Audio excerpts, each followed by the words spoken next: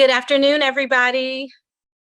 I can see some of your faces. It's great to be here, and I'm excited to be with you today. The video that I just shared is actually, the reason for sharing that is actually to share with you the concept behind why I'm doing what I'm doing today.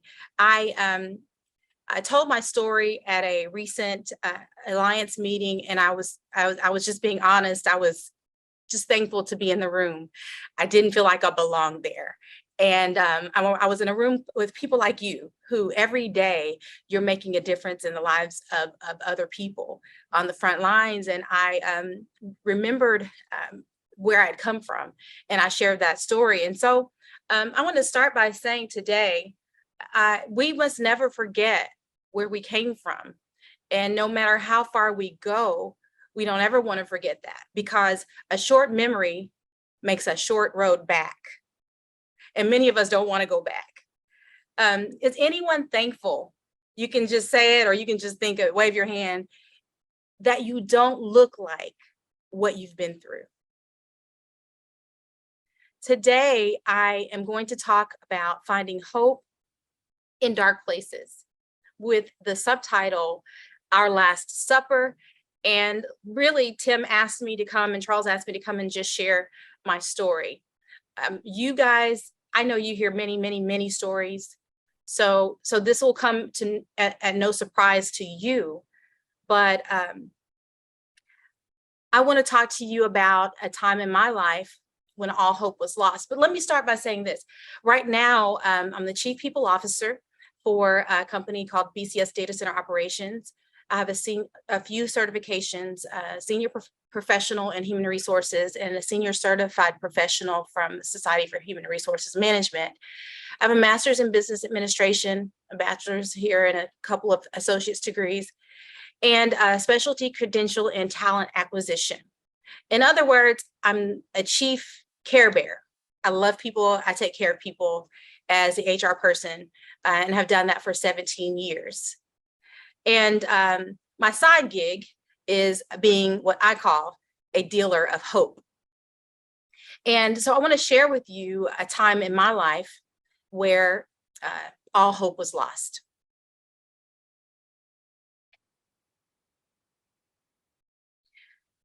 About 18 years ago, this was after a very long struggle of a series of what had been ups and downs in my life. These ups and downs were marital, financial, educational. But at this point, literally, it felt like the bottom fell out, because I was, there are statistics out there that tell us, the stats on people who are in hopeless circumstances or in dark situations. And if you read the ones on this list, 4 out of 10 being a paycheck away from poverty, 2 out of 3 didn't start or finish college, 6 out of 10 are at risk for homelessness, literally a paycheck away. Children living in poverty. You know the stories because you see the faces every day. Marriages, about 50% ending in divorce. 8 out of 10 single parents are moms. And, 3 out of 10 homes are being raising children as single parents. And most people, well, 2 out of 10 have really, really poor credit. And, it's funny, we can deal with 1 or 2 of those, but when this point in my life happened, it was all of that for me, all at one time. And I really felt like all hope was lost. So I want to back up and say, I didn't feel like at that time there was any excuse for me being where I was. I was embarrassed, and I felt like I wasn't worthy of being in a room with people like you or my family, who had always looked to me as the shining star of the family, someone who's going to do great things. I was a failure. And I remember when I was in high school, I didn't even know I was in my senior year last semester. I had no idea I was number 7 or in the top 10 of my class. I had no idea. I was just a person who was trying to do the best I could. I was a high achiever in a small high school. I had a good Christian upbringing. I had pretty excellent grades. I did really good on the college entrance exam. One time I took it and that was it. I applied for one college that somebody told me you should apply there. And so I did. So I applied for Texas A&M College Station, and I never applied anywhere else. And I ended up going there. Well, just keep in mind, I had never seen a college campus. None of my family members, and many of you are first generation people, but at that time, I had literally never seen a college campus. I didn't even know what university life was like. I had no idea where I wanted to go to school. I didn't visit another campus. I didn't even visit this one before the first day. So I arrived at campus at College Station, and I went from a school where I had like 17 or 20 people in my class to about 500 to 700 people in my chemistry class. And I freaked out. I went into total culture shock. I looked around on campus, and I literally felt like I didn't belong. And so I tell you, is everything okay, Charles? I saw your hand. So I felt like I didn't belong. And so I ran. After this first semester, I made A's and B's, all A's and one B, that chemistry class. And I ran. I left $84,000 worth of scholarships behind. I got married. I moved across the country. I did it in that order. Moved across the country, got married. I realized as soon as I got there that I had made a huge mistake, but I couldn't turn back. And I had already lost everything. And I'll never forget, in that third floor attic living where we lived, that I thought, oh my God, what have I done? And so I started and stopped school a couple of times thinking I could start over. And I realized how hard it was, because you have to pay for it. Then you have to go, you have to have transportation, and then you have to have money to pay your bills. And so I never could successfully get back on my feet. I would start and I would stop. And so I was working clerical roles there. And my husband was on tour, and we had a lot of money at one point, and we bought a really nice house, and we were experiencing good things in life. But then some things happened, and abruptly the tour was stopped or halted because of a major accident of the leading performer. And my husband's across the country, and I'm stuck, and I'm there. And our marriage fell apart, and financial troubles just came, to a head. And I was working for sure full time as a legal assistant, but it just wasn't enough for our family. So 7 years after going there, almost to the day, we moved back to Texas. I moved back to Texas with my spouse. And at that point, I say 2.9 children, 2.9 daughters, because I was actually two, but I started working as a paralegal, and then I had another one on the way. Still financially not quite stable here, but I was closer to family, and I was at home. And so I thought we were doing really good. And then the bottom fell out. Literally all the things that you see there happened all at once. I have a newborn. And I'm headed back to work 2 weeks in, because I love work. I love my job. And I had been finagled, and I didn't have a job when I got back. And so I'm suddenly without a job with a newborn and two other daughters. I don't know what happened, but life happened. And here I was, estranged, and eventually going through a divorce. I'm a single mom of 3. I'm evicted from our house that we were renting. I'm at a point where all I can do is move in with relatives and try to find another job. And it was embarrassing. It was hurtful. It was humiliating. I was in a lot of pain, and I was in a dark place. I applied for and got on public assistance. I had to. And I looked for any job. I realized at that point, without my education, which you can get a job without your education, but it was a lot harder for me, and my credit wasn't the best, and I just didn't know what I was going to do. So I was willing to take anything. And I remember taking my first opportunity at FedEx. I was a package handler, and so in the mornings at 5:45, I would go into the warehouse, and it was hot, and they had the trailers backed in, and I would take the packages off of the trailer, and it didn't matter what size they were. I would roll them down the belt, and I would get them to the driver so they could load their trucks. And that was my job, and I was thankful for that job. But it was not an easy job. It was hard, and it was hot, And it was not paralegal work and it was not clerical work, but I was happy because I had something. And it was just a few hours a day. So it really wasn't enough. And so with a lot of support, I still was able to get my girls where they needed to go, but I couldn't pay my bills. And so I borrowed money to pay my loan at the credit union down the street. So I leave FedEx and the credit union opens. I go in with borrowed money to pay my loan payment. And when I stood in front of the teller window waiting on my transaction, have words ever like come out of your mouth? They just fell out and then you thought, what did I just say? And then you wish you could just cram them back. And that happened that day because I said, do y'all have any part-time teller openings? And I went, oh my God, what did I just say? I freaked out because I'm thinking, they're not going to hire me. And I immediately decided I wasn't going to apply, even though she told me, just go down and talk to Miss Kathy. Miss Kathy was the older lady at the front desk who was a receptionist. Her only job was directing people, and smiling and handing out suckers. And she was wonderful at it. She loved it.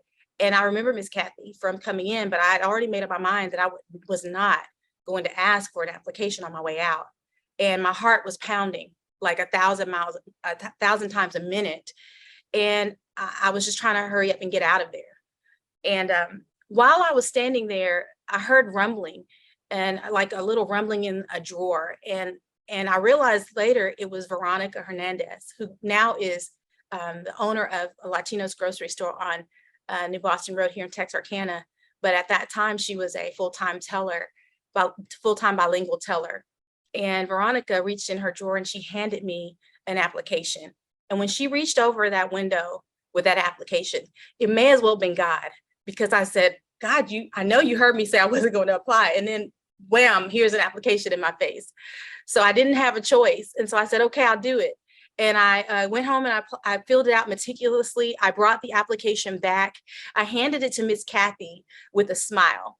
I just handed to her, and I remember, I don't know what we said, but I remember a cordial transaction, and I remember smiling and leaving. And before I got a mile down the road, I received a phone call.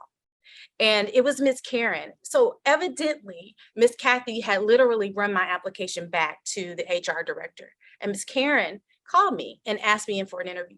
So I go in for the interview the next day, and I end up being interviewed for what I thought was a part-time teller opening. But at the end of the interview, she says, LaTonya, I think I want to hire you for a new position, and it's a part-time position in HR.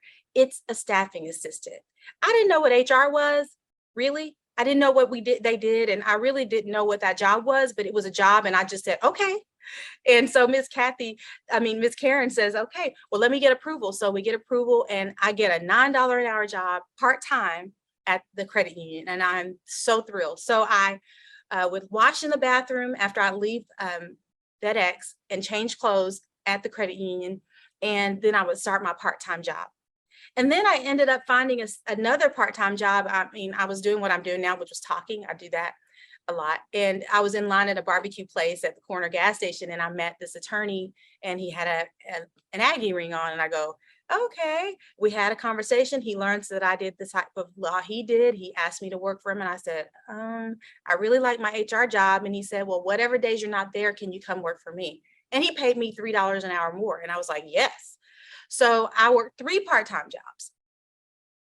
And I was what we would call no longer unemployed. But at this point, I'm definitely what I call underemployed. And I knew this was not going to work for us long term. I'm still on public assistance. I'm still not able to make ends meet, and I need to take care of my babies. So that's where I was. And I want to talk to you about the day that someone planted a seed of hope. And that seed of hope was planted actually by Karen Rhodes. And I want to just remind us that we can have a seed of hope, but if we don't nurture it, that's all it is. And so I want to talk to you, I'll tell you a little piece of my story about when I got bit. I literally got smitten. Have you ever been like smitten by your future or fallen in love with the idea of something or the idea of being something? And I loved HR. I loved talking to people. I had a huge stack of applications that hadn't been touched, huge. And I loved it. I would call these people, have them come in for a job interview, or call them and interview them over the phone. I think the credit collections department in the cubicles next to me got sick of hearing me talk to people on the phone. I did it all day long and I loved it. I don't know if it was the talking to people or if it was just letting those people know, because I was on the other side, letting them know that someone's listening, someone's actually giving them a chance. And even if I couldn't make the hiring manager hire them, at least I gave them the opportunity to have someone listen to them. How many people have applied for jobs and never receive a call back or never even hear from anybody? And that is the case for a lot of people. So I don't know if it was that or what it was, but then I was networking with the HR community. I found a chapter. I started going and volunteering to teach students interview skills. I literally fell in love with HR. And even though I was making $9 an hour there and 12 at the other place, I just felt like I couldn't leave it. But then money started, bills and reality started kicking in. And I had a real good conversation with Miss Karen one day. And I said, the law firm is paying me $3 more an hour. They want me to come work full time. I have to go because I have to do what's best for my family. And money seemed like the answer at that time. And I'll never forget that day that Miss Karen planted a seed of hope. She gave me a vision for my life. She said, LaTonya, in 5 years, I'm going to retire. And you can be sitting in my seat. And I looked across that desk and I was like, I saw myself sitting in that seat. It was the first time I'd ever even imagined myself being in that role. It never even crossed my mind. And I thought, well, Miss Karen, that sounds good, but I don't have my degree. And I know that you have to have a degree to be in that job. And I need money. I have children to raise. We have all this that we have, going on. How am I going to get a degree, work full time, raise a family? And she gave me this 5-year speech. She said, LaTonya, in 5 years, you're going to be 5 years older with or without your degree. That's all she said. And something clicked.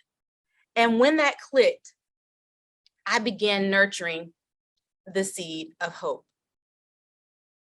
I was falling in love with my future, and I knew that was going to require some work.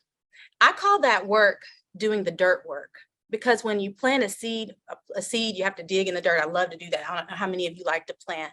And then also, if you're building a house, you have to prepare that dirt for the foundation. The whole purpose in that is to make sure that the root structure, or for a house, the foundation is actually can sustain the weight of the future state, that throughout its lifetime, that it's going to remain stable as it grows. And so the dirt work was the hard part for me, because I enrolled in light classes and online classes, and I was struggling. I got my associate's degree, my bachelor's degree. I did self-study to get my PHR, which is that first license I got in HR. But this was gritty. It was hard. And there were many days and nights that I sacrificed. I took care of everybody else, and everybody else was first, and I was last. And so I would take the kids to their activities. I would do my job, which ended up becoming a full-time job. And then I would teach at my church on Wednesdays and Sundays and work with the children. And there were many nights that I would bring work home and do work. And then after everybody was taken care of and everybody was fed and everybody was run to their activities, it would be 11 o'clock, 12 o'clock, 1 and 2 in the morning. And I'd be up sometimes with tears streaming down my eyes because I wanted to give up. I did not want to complete another assignment, take another test. But something in me wouldn't let me give up. And it paid off because I became a staffing specialist after that, then a staffing coordinator, then a training coordinator, and then a coordinator of HR, and then a director of HR. And then I got my MBA, and then I became a VP of HR at another company. And now I'm in this role, EVP and Chief People Officer. But in my volunteer roles, I went from volunteering and just helping the chapter out and taking them all over the place, which my first stop was the School of Success, to talk to those students. And I took all these business owners and HR people with me to volunteer to teach these students. But after that, I was president of the chapter. And then I've been 6 years a volunteer for the state HR State Council in Texas, and have been appointed for 6 additional years to represent Northeast Texas chapters and to support all of them as a volunteer. And I just want to say, I say all of that to say, how did this even happen? And I will tell you that this happened because somebody gave me hope. Somebody gave me hope in the dark, difficult places of my life. And it was in those moments that I realized, because I felt I'm buried. There is no hope. I don't know how I'm going to get through this. I mean, there is no way that I'm going to be able to raise these children and be a good example and make my family proud and recover from all the failures. But I remember, and this concept is what kept me going. And now it's in my book, but I didn't think of it like it wasn't this brilliant. It was just what it was going on in my heart. A penny, if you take a penny and you put it in the ground and you cover it up, that's not invested, that's buried. I mean, a penny is in 20 years is still going to be a penny in the ground. But if you put a seed in the ground and you put a seed in the ground, the seed is planted. So a penny, yeah, nothing happens. But us in this room, if you put us in the ground, just give us a few days. Because the concept is from Workforce Champion Breaking Through, that like a seed, if we would take advantage, and I try to take advantage of the resources around me, the people like you who helped, the people who taught me in the classroom, the people who gave me good advice, who taught me, who preached words that encouraged my heart, that lifted me, that kept me going, that loaned me money, that paid a bill here or there, the people who motivated me, and everything I was able to learn and glean from the people in my profession.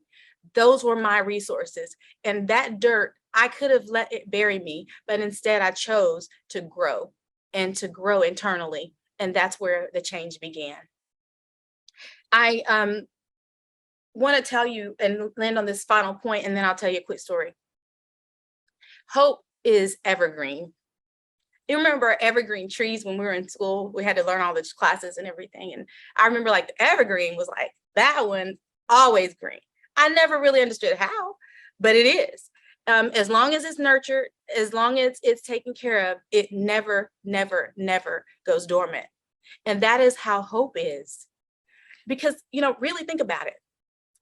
Hope for tomorrow. Who knows? Who knows?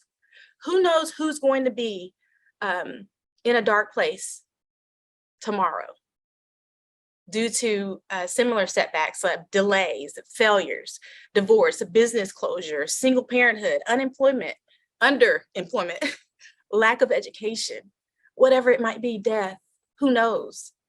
But those people are me, and those people are you. And if we never, never, never forget that, we'll remember. And we'll know the answer to the question I'm about to ask. Who will give them hope?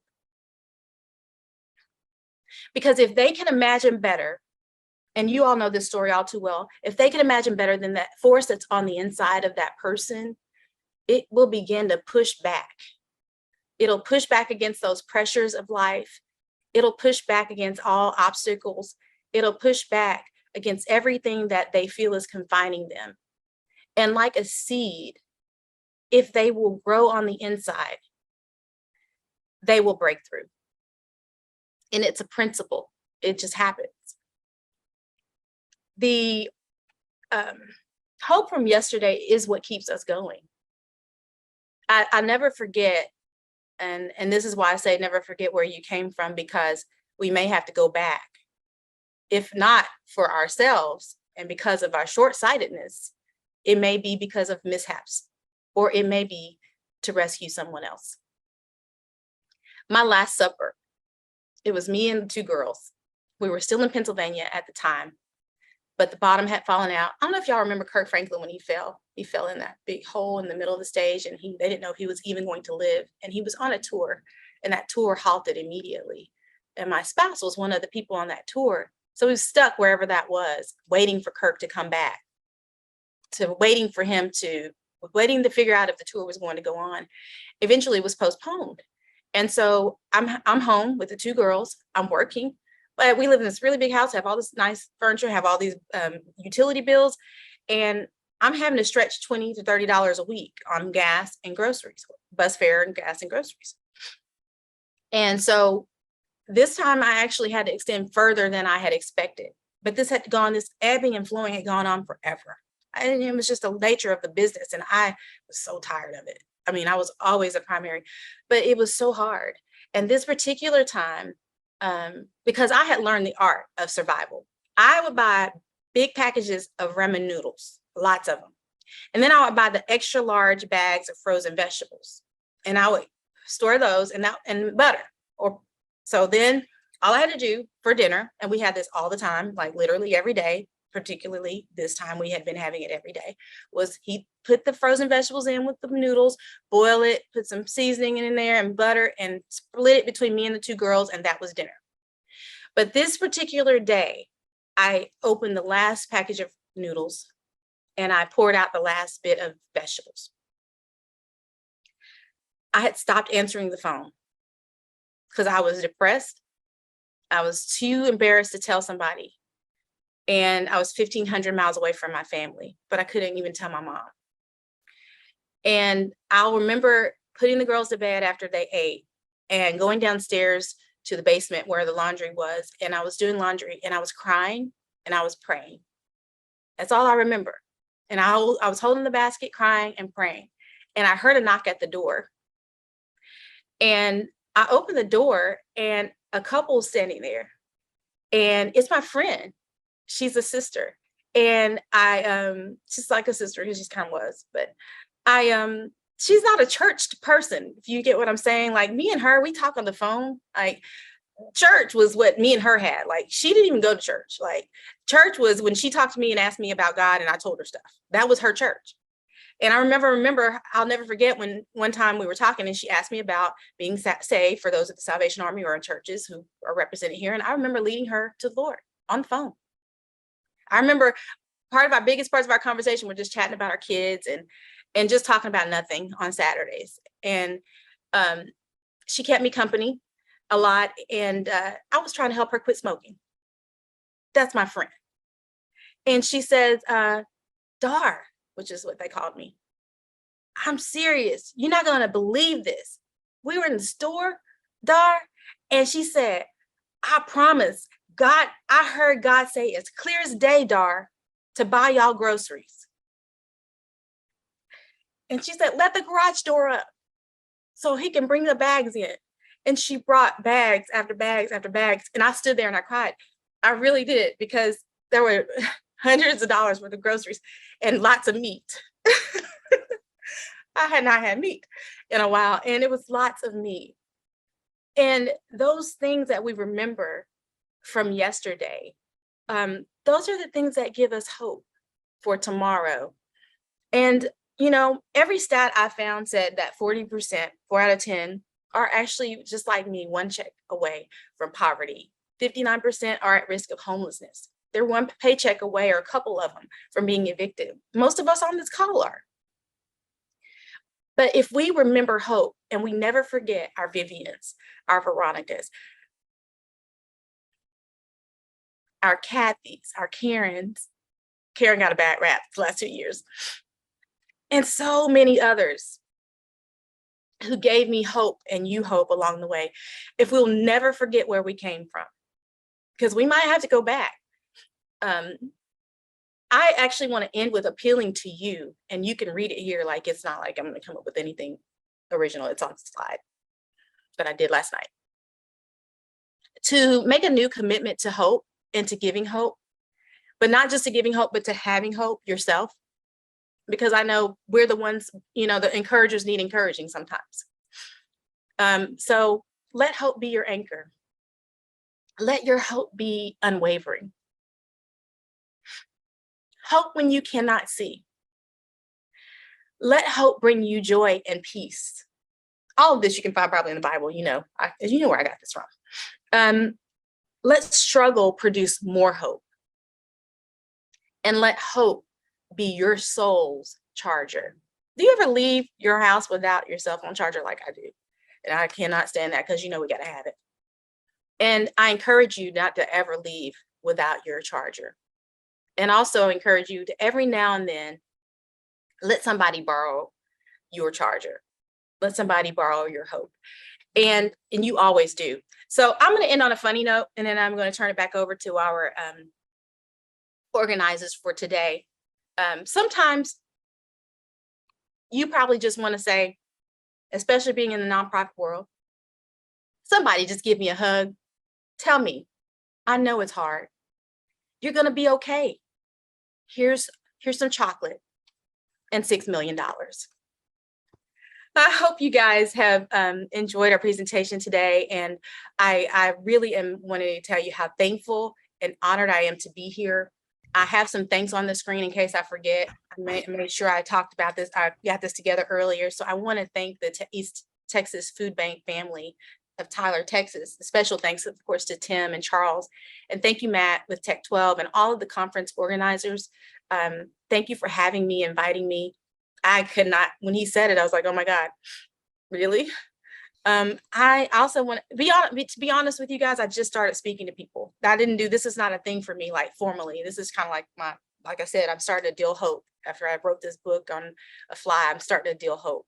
I would also like to extend great honor and appreciation to each of you, because I flipped through the slides and I saw where some of you are from, and I went, oh my goodness, this room is full of people that I'm preaching to the choir. But I want to thank you for all you do in our communities and for the work that you do to make sure that people like me have hope. And I also want to tell you, you can find me there. I've got websites that talk about, I just started kind of creating my topics. And so I have one called Detox the Mind, Double the Money, because about the statistics show, and I do some economic research in the HR world that with economists and people who study say that people who go ahead and get a 4-year degree or an industry recognized designation in their field, whether it's a certificate or a welding license, actually double their income on average. So when I say detox the mind, double the money, I'm talking about clearing the mind of those things that hold us back and bring us limitation and don't allow us to capitalize on our greatest potential.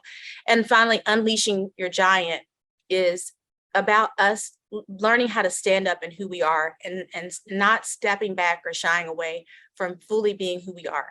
Understanding that 90% of that, us doing that, is our own fault, is our own biases. It's all of that. And only 5% is other people.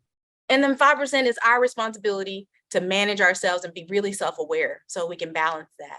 And the other 5 is educating people on what it really means to be inclusive and what it really means to help people to feel like they belong. And finally, you can connect with me on Facebook and LinkedIn. I have free podcasts and YouTube videos out there too. I have a lot of people to thank. So in my last 30 seconds, I just want to acknowledge in general all of the people who have been a blessing and contributed to my life. These slides, I did do them, but the graphics and how pretty they are, Robert Green, he does some branding and he's a wonderful man. Him and his wife have Green Media of Dallas.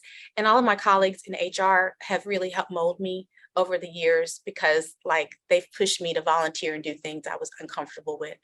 And people that I mentioned in my stories, I always like to honor those people because I'm borrowing their stories, their lives. My husband and 5 children, we actually adopted one permanent custodial guardianship, parental custodial, I don't know what it's called, and 3 grandchildren, and my parents, Walter and Linda Henderson. Of course, I have lots of pastors, leaders, teachers, coaches, managers, and colleagues. And I give all honor to all of those who have helped along the way. Thank you guys, and enjoy the rest of your afternoon. LaTonya, thank you so much for coming. I'm almost speechless. That's just such a wonderful story. Y'all, I know most of you are on mute, but let's see your hands clapping for her. That's an awesome, awesome story. Thank you so much for coming. Check out her website. I know I'm going to go on there and buy that book if I can't find it on Walmart.com or something. It's just wonderful to hear. And you guys are the seeds of hope every single day for the people that you serve. And you never know how deep that impact is going. So now all you've been waiting for till the end of the day. Michael Hetrick, you ready to roll, man?